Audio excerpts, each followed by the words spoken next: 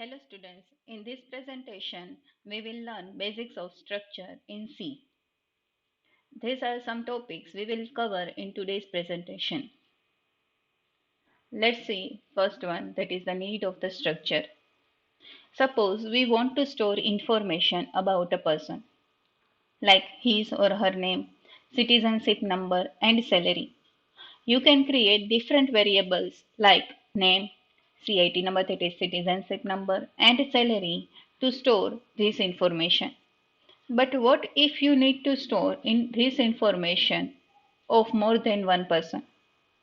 Now you need to create different variables for each information per person, such as name 1, citizenship number 1, and salary 1 for one person, name 2, citizenship number 2, and salary 2 for second person.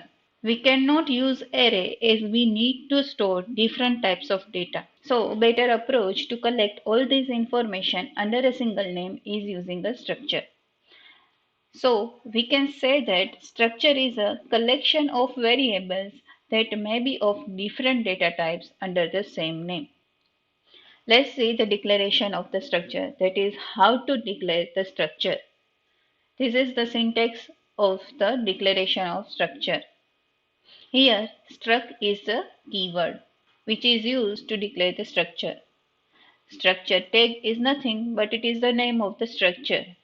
And inside the curly bracket, these are the members of the structure. The syntax of the members is data type space member name. Semicolon must be placed at the end of the curly bracket. This is the one example for declaration of structure.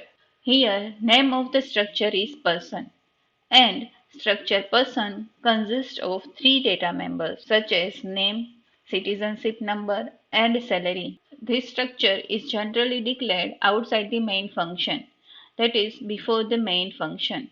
Now, to access the data members of structure, structure variables need to be created. Structure variables are created either inside or outside the main function, depending upon the choice of the programmer. When structure is declared, no memory is allocated. To allocate the memory of given structure and to work with it, we need to create structure variables. There are two ways to create a structure variable. This is the one way to declare structure variable. As you can see here, two variables person1 and person2 are created after the curly bracket and before the semicolon. This is the second way. In this, structure variables person1 and person2 are declared inside the main function. Here, syntax of the structure variable is similar to the syntax of variable declaration. Data type of variable person1 and person2 is of structure person. To access the data members, two operators are used. That is, first one, member operator, that is dot operator, and second one, structure pointer operator, that is arrow sign. To access salary data member of person 2, here member operator is used, that is dot operator is used. After the declaration of structure, let's see how to initialize the structure. Data members of structure can be initialized during structure variable declaration. Initialization of structure is similar to the initialization of an array. One way is inside the curly brackets, values can be supplied, or we can initialize individual data members using assignment operator. As you can see here, person 1 is initialized with life 103 and 30,000 value. Alice is the name of the person, 103 is the citizenship number, and last value is salary. We can also initialize the data members of the person 1 using assignment operator. Let's merge all the concept of structure together to make a simple program in C. This is the program to add two distances. Here, two data members, that is feet and inch of type integer and float, are declared inside the structure distance. To add two distances, two structure variables, that is distance 1 and distance 2, that is dist 1 and dist 2, are declared. And Sum is created to store the final result. Inside the main function, feet and each value for distance 1 and distance 2 are read at runtime. Then dist1.feet and dist2.feet will add feet of the distance 1 and distance 2 and result of it is stored in sum.feet, that is feet data member of the sum. Similarly, addition on each is performed. After that, while loop is used to convert each to feet. This loop will increment the sum.feet value by 1 until the sum.each value is greater than equal to 12.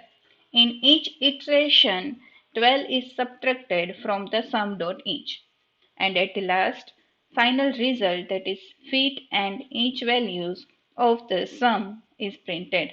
Next topic is array of structures. To understand the array of structures, let us consider one example. Suppose we want to read and display details of three people. This can be done by declaring three structure variables of structure person, that is person 1, person 2 and person 3. Another way is to create array of structure, that is P of 3. What sounds more convenient and easy? Obviously, the second method. Now let's see the program of array of structure. As you can see here, array of structure person is created. One variable I of integer type is created for indexing purpose. In array, we use for loop to read and display data in array. Similarly, here two for loops are used.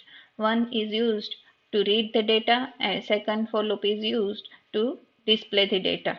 Here we use the index I with the structure variable, that is P of I is used to access individual data members of the structure person. When the value of I is 0, P of I means P of 0. So we access P of 0 dot name, P of 0 dot citizenship number and P of 0 dot salary. Similarly, for I equal to 1 and I equal to 2, P of 1 and P of 2 means second person and third person. The second loop is used to print the name, citizenship number and salary for the three people. Next is nested structure. A nested structure is basically structure within a structure. Suppose we want to access marks of student in three subjects, namely physics, chemistry and maths, along with the details of the student such as name, age and gender. We can solve this problem by creating two structures, one for accessing the marks in respective subjects and the other to access student details. To set the marks of the subject of physics of student S, we use s.m.physics equal to 80 semicolon. Here S is the variable for the structure student. M is the structure variable for the structure marks. And PHY, that is the physics data member of the mark structure. This will initialize the physics marks with 80. Next is pointer to structure. We can also access the structure with the help of pointers. Syntax for declaring pointer to structure is struct space structure name space star pointer name semicolon. Structure pointer operator, that is arrow sign, is used to access the member of the structure using the pointer. This is the program to read and display age and weight of the person using a pointer to structure. As you can see here, the person structure consists of two data members, that is age and weight.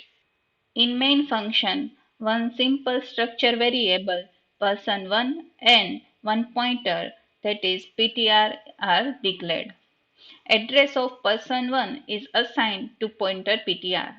Then age and weight of the person1 are read using the pointer ptr.